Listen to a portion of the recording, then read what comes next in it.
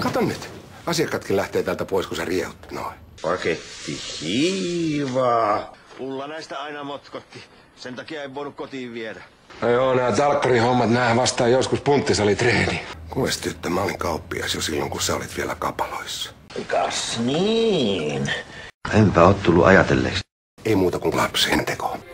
Päästäänkö se hivelemään Ossin komeita lihaksia? Ja hyvää tulloo. Haluut sä turpaas? Ei kiitos. Ja nyt ulos täältä! Elina. Ai minä vai? Homo. Anteeksi, että mä oon myöhässä, mutta mä tulin kukkakaupan kautta. Omaan kylpyammeeseen. Ismo, lopeta! No en. Pakkaa tavaras heti! No en. Etteis yhtään häpeä. Arvaa. Kaiken näköisiä maahanmuuttajia.